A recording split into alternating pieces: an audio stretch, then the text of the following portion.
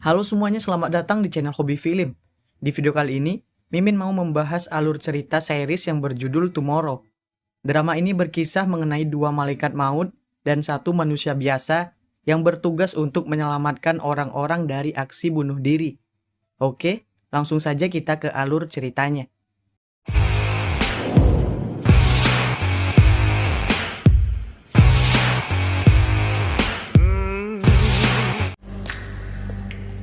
Di awal film, terlihat Koryon yang berjalan sendirian dalam bangunan kosong yang gelap. Rupanya setelah berkomunikasi dengan Lim Ryunggu, di situ Koryon hendak menghentikan percobaan bunuh diri massal, di mana ada sekelompok orang dalam mobil yang sengaja menghirup gas beracun. Untuk memberikan rasa penyesalan, akhirnya Koryon membawa mereka pergi menggunakan mobilnya sekaligus memberi rasa takut saat menghadapi ajal yang sebenarnya. 다들 죽자고 모인 거 아니야? Sehingga dalam perjalanan pun mereka terus meminta maaf dan menyesali apa yang telah diperbuatnya. Lalu mereka juga berjanji tidak akan berniat bunuh diri lagi sampai akhirnya Koryon pun dapat menyelamatkan mereka semua.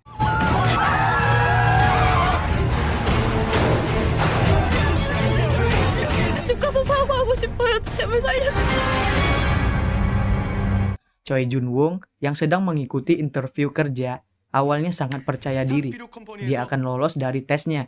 Namun kenyataannya ia harus menelan pil pahit setelah dinyatakan tidak lolos lagi. Padahal ini interview kerja yang kesekian kalinya. Di malam hari, Jun yang sedang berjalan di jembatan tiba-tiba melihat seorang tunawisma yang hendak melompat ke sungai. Awalnya Jun ingin mengabaikannya karena tidak ingin menambah masalah. Namun akhirnya dia tetap menolong ajusi tersebut. Di saat yang sama, Jun didatangi oleh Koryon dan Lim yang memang sedang bertugas untuk menyelamatkan tunawisma yang akan bunuh diri ini. 거기 너!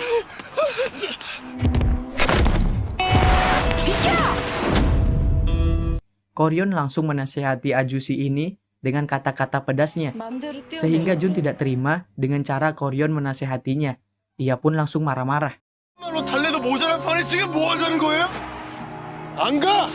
Ajusi yang semakin tertantang kemudian melompat dari jembatan dan naasnya Jun pun tak sengaja ikut terjatuh ke dalam sungai tersebut.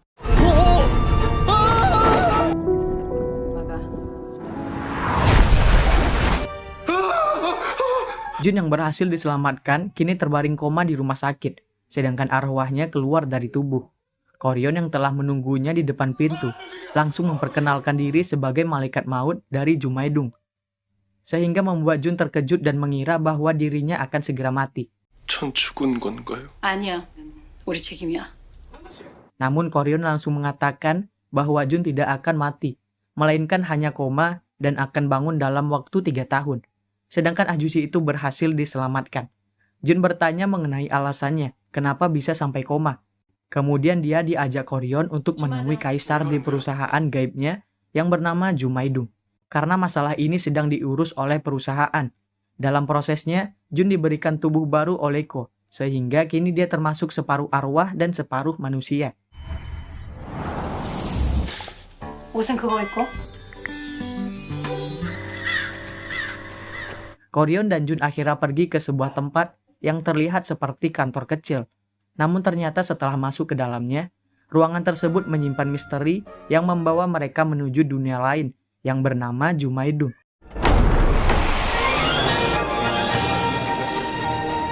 Di Jumaedung, kita bisa melihat sebuah perusahaan yang mirip dengan di dunia manusia, di mana banyak karyawan yang lalu lalang dengan kesibukannya masing-masing. 옥황상제. Kini Jun telah sampai di ruangan sang kaisar. Lalu Koryon pun izin pamit meninggalkannya. Ketika sedang menunggu, tiba-tiba Jun dikagetkan oleh seorang ajuma yang membawa minuman untuknya.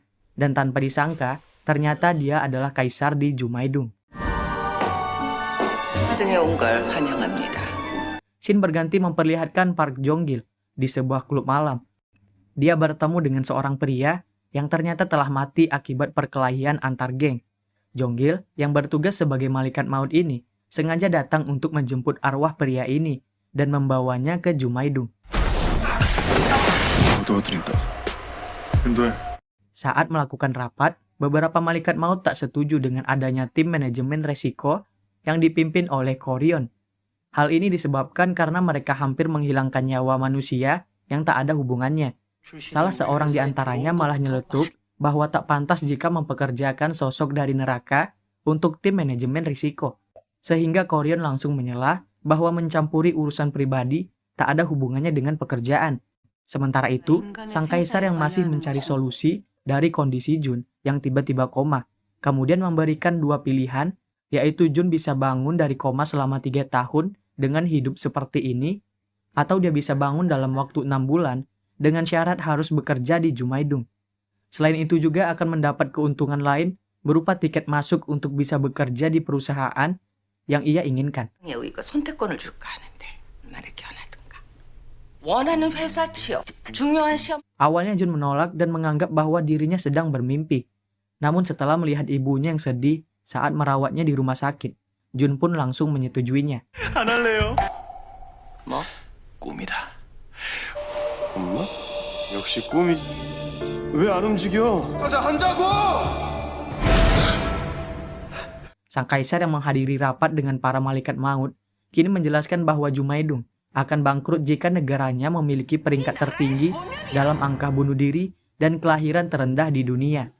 Sehingga sang kaisar masih memberikan kesempatan pada tim manajemen resiko untuk meneruskan pekerjaannya. 근데 잘할 거야. Tapi dia juga memperingatkan Koryon, jika gagal dalam menjalankan tugasnya, maka dia akan menyetujui keputusan forum untuk membubarkan timnya.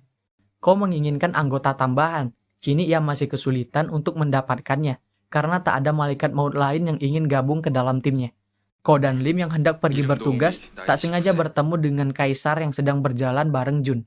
Sang raja meminta mereka untuk membawa Jun ikut bertugas, karena jika menolak, maka mereka harus membuat surat permohonan atas kelalaiannya saat bertugas, sehingga Lim langsung menyetujui permintaan dari sang kaisar. 최준호 씨도 데리고 가. 네? 네, 데려가죠. 임대리. Sebelum pergi, Ko mewanti-wanti kalau Jun agar tidak ikut campur dengan urusan target saat bertugas. Lalu mereka pun pergi ke tempat target yang harus diselamatkan. Target kali ini bernama Yunbi, yaitu seorang penulis di sebuah acara TV. Dalam aplikasi Jumaidung, Yunbi ini diperkirakan akan bunuh diri dengan aura negatifnya yang mencapai 90%.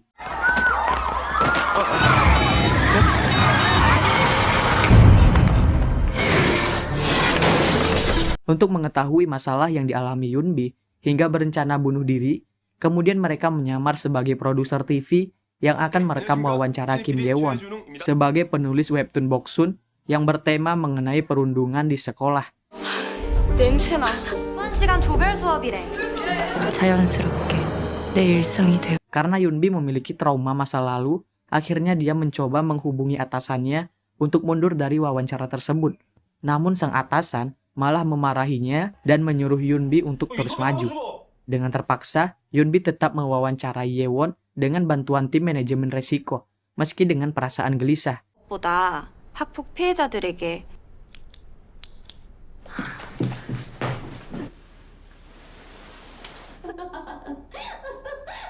Usai wawancara, Jun merasakan ada yang aneh dari sikap Yunbi dan Ye-won, yang ternyata Koryon pun merasakan hal yang sama, 임비 김혜원. sehingga memerintahkan Lim untuk meminta izin dan meminjam kunci ingatan ke Jumaidung.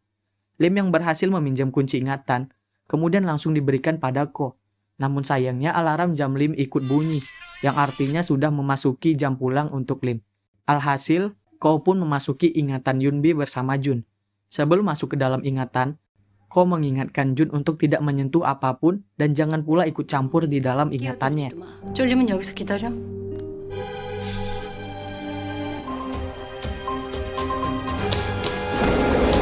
Dan setelah masuk ke dalam ingatannya, mereka melihat segala kesedihan dan penderitaan Yunbi di masa lalu. Namun tiba-tiba terlihat kaca ingatannya mulai retak, sehingga mereka langsung masuk ke pintu ingatan lainnya.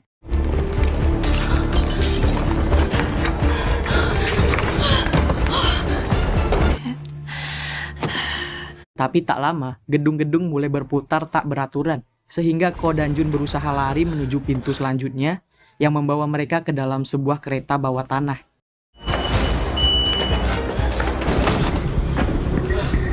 Mereka melihat Yunbi yang tertawa sambil menonton sebuah video komedi di mana sebelumnya mereka tidak pernah melihat Yunbi tersenyum. Perlahan, kondisi makin aneh dengan kehancuran setiap gerbongnya sehingga Ko dan Jun berusaha untuk membuka pintu selanjutnya. Akankah mereka berhasil keluar dari sana?